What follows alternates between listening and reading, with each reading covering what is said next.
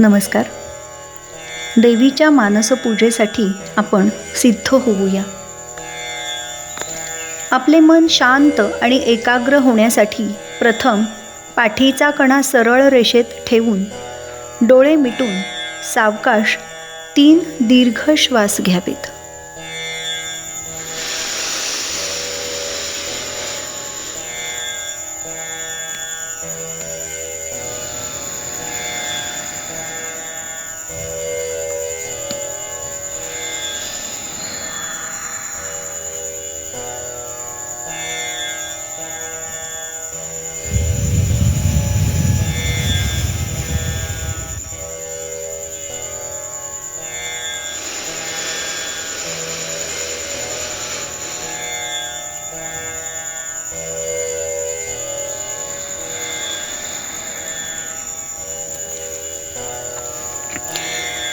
आता आपण 3 वेळा ओंकार म्हणूया.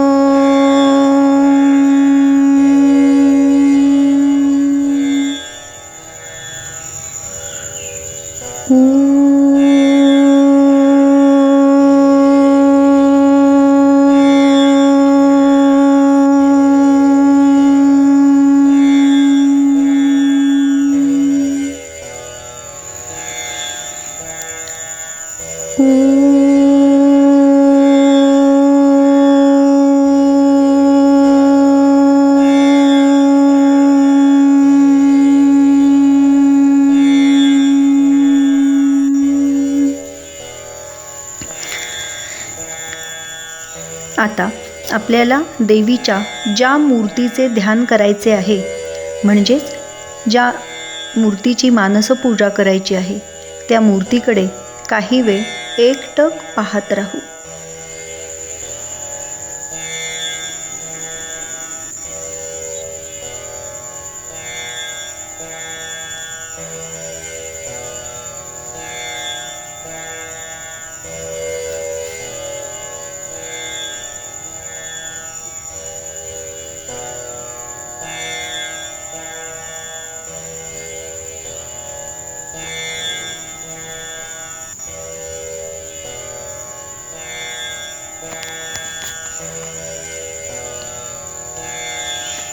आता डोळे मिटून आपण आत्ता पाहिलेल्या देवीचे रूप डोळ्यांसमोर आणून तिची प्रार्थना करूया. हे आई जगदंबे, तुला पूर्णपणे शरण येऊन मी तुझी प्रार्थना करत आहे. तुझे आवाहन, ध्यान, पूजन कसे करावे हे काही मला कळत नाही आहे. हे मायभवानी, या पृथ्वी तलावर तुझे असंख्य चांगले पुत्र आहेत. मी मात्र तुझे एक खुळं आणि चंचल लेकरू आहे. या तुझ्या अजाण लेकरावर कृपा कर. या आर्त प्रार्थनेनंतर माय जगदंबा प्रत्यक्ष आपल्यासमोर प्रकट होत आहे. माझी माता अतिशय शालीन, सात्विक आणि रूपाने अतिशय सुंदर आहे. तिने पीतांबर, हिरे माणके जडवलेली मयूरपंखी रंगाची कंचुकी आणि त्यावर मयूरपंखी शेला परिधान केला आहे. त्या सोनेरी पीतांबरातून जणू काही सूर्याची किरणे परावर्तित होत आहेत. तिचे मुखकमल अत्यंत तेजस्वी आणि शोभायमान दिसत आहे. तिने भाळी सौभाग्य चिन्ह असलेल्या कुंकवाचा तिलक लावलेला आहे. आई जगदंबेच्या गळ्यात अतिसुंदर मंगलसूत्र आणि अनेक रत्नजडित सुवर्णालंकार विराजमान झालेले आहेत. कटिभागावर मेखला, कानात कुंडले, हातात इंद्रनील रत्नांनी मढवलेली कंकणे, नाजूक बोटांमध्ये पुष्कराज, लाल मरकत, पाचूमण्यांच्या सुवर्णमुद्रिका, नाकात हिरेजडित सुवर्णाची नथ, चरणकमलांमध्ये चांदीचे नुपूर आहेत.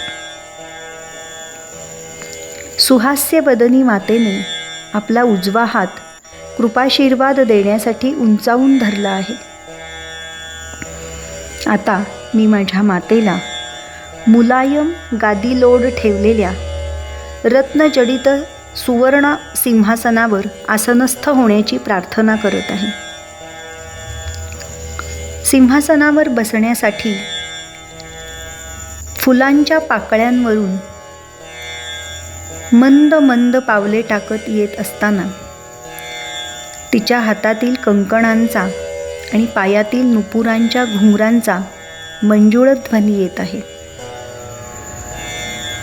आईच्या स्वागतासाठी मंद रवात सनई वादन सुरू आहे. देवघर चहूकडे दिव्यांच्या लखलखाटाने उजळून निघाले आहे. सिंहासनाच्या दोन्ही बाजूंना भव्य उंच अशा चांदीच्या समयांमध्ये तसेच असंख्य निरांजनांमध्ये लक्ष लक्ष दिवे प्रज्वलित केले आहेत. चांदीच्या भरीव सोंगट्यांमध्ये सुवासिक उदबत्त्या लावल्या आहेत. दिव्य असा धूप लावला आहे. सोन्याच्या भल्या मोठ्या पसरट पात्रात सुवर्ण कमळांमध्ये शुद्ध हळद, पिंजर कुंकू, चंदनगंध, अत्तर, गुलाबजल, सुगंधी फुले, हार, कापूर, गुग्गुळ ऊद, पंचामृत, नैवेद्यासाठी नाना प्रकारची व्यंजने, अनेक फळे, तांबूल इत्यादी पूजेची जय्यत तयारी ठेवली आहे. फुलांच्या पाकळ्यांच्या पायघड्यांवरून आलेली माझी जगदंबा माता आता सिंहासनावर विराजमान झाली आहे. मी देवीचे एक एक चरण उचलून अलगद सुवर्णाच्या पूर्ण पात्रात म्हणजे ताम्हणात ठेवत आहे. त्या कोमल चरणांच्या चैतन्यमय स्पर्शाने माझ्या देहाचा कणनकण पुलकित होत आहे. सुवर्ण कलशातील गंगा, यमुना, सरस्वती, नर्मदा, कावेरी, सिंधू, गोदावरी या सप्त नद्यांच्या पवित्र जलाने देवीचे चरणकमल धुण्याचे भाग्य मला लाभत आहे. देवीच्या चरणांवर आता पंचामृताने अभिषेक करत आहे. गुलाब अर्क मिश्रित जल देवीच्या पायांवर घालून नंतर शुद्धोदक अर्पण करत आहे. आता देवीच्या चरणांखालील ताम्हण बाजूला ठेवून मऊ मलमली शुभ्र वस्त्राने अतिशय हळूवारपणे मी देवीचे पाय पुसत आहे. त्यानंतर सुगंधी चंदनगंधाने देवीच्या चरणांवर स्वस्तिके रेखाटत आहे. त्या स्वस्तिकांवर हळद, कुंकू आणि अक्षता अर्पण करत आहे. मातेच्या चरणांवर सोनचाफा, कमळ, गुलाब पाकळ्या, अनंत, मोगरा, बकुळ, शेवंती आणि पारिजातक ही सुगंधी फुले अर्पण करत आहे. आता देवीच्या सुकुमार भाळी हळदी कुंकू लावत आहे. प्रसन्न चित्ताने गुलाब पुष्पांचा हार देवीला घालत आहे. वेणीमध्ये केवडा घालत आहे. त्यानंतर देवीला अत्तर लावून थंड गुलाबजलाचा हलकासा शिडकावा करत आहे. आता पुरणपोळी, साखर भात, खीर, करंजी, लाडू अशा पंचपक्वान्नांसह मेथकूट, चटण्या, कोशिंबिरी, अनेक भाज्या, पापड कुरडया, भजी अशा असंख्य व्यंजनांचा महानैवेद्य देवीला मनोभावे समर्पित करत असताना मला अतिशय आनंद होत आहे. देवीला आवडणारी डाळिंब, सफरचंदे, द्राक्षे, केळी, चिकू, पेरू श्रीफल, बिल्वफल, संत्रे, मोसंबी, सीताफळ अशी सर्व फळे अर्पण करत असताना त्यासोबतच माझ्या कर्मफलांचा त्यागही हे माते मी तुझ्या चरणी इदन्न मम या भावनेने करत आहे. आता मुखशुद्धीसाठी तांबूल देत आहे. यानंतर पंचारतीने औक्षण करताना ज्योतीने तेजाची आरती करण्यातला आनंद मी अनुभवत आहे. आता तुझी साडी चोळी देऊन ओटी भरत आहे. यानंतर शांत चित्ताने देवीची प्रार्थना करत आहे. हे भगवती, आत्मपरीक्षणाने ज्ञात झालेल्या माझ्यातील सर्व दुर्गुणांचा त्याग करून पूर्ण शरणागत होऊन कर्मफलांचा त्याग करून तुझ्या चरणांचा आश्रय मी घेत आहे. तुझा प्रेमळ कृपा कटाक्ष आणि शुभाशीर्वादाचा वरद हस्त सदैव माझ्यावर आणि माझ्या कुटुंबावर असू दे. तुझ्या नितांत परमकृपेने माझी आणि माझ्या कुटुंबावरची सगळी संकटे, दुःखे, पाप, ताप, शाप सारे नाहीसे झाले आहेत. मी अतिशय समाधानी, तृप्त आहे. सुख, शांती, दीर्घायुष्य, उत्तम आरोग्य, सुयश, सत्कीर्ती, सद्बुद्धी, सुरूप, अन्नसंपदा, उत्तम संतती, अनुकूल माणसे, त्यांचे प्रेम, विश्वास, सर्वांबद्दल कृतज्ञता, पारमार्थिक कल्याण, ऐहिक ऐश्वर्य, वैभव, समृद्धी, हिंदू धर्म, हिंदू संस्कृती आणि हिंदू राष्ट्राची उन्नती हे सारे मला आणि माझ्या परिवाराला भरपूर प्रमाणात दिल्याबद्दल मी तुझी अनन्य भावे ऋणी आहे. काही वेळ पुढील सूचना येईपर्यंत शांत बसून ध्यान करावे.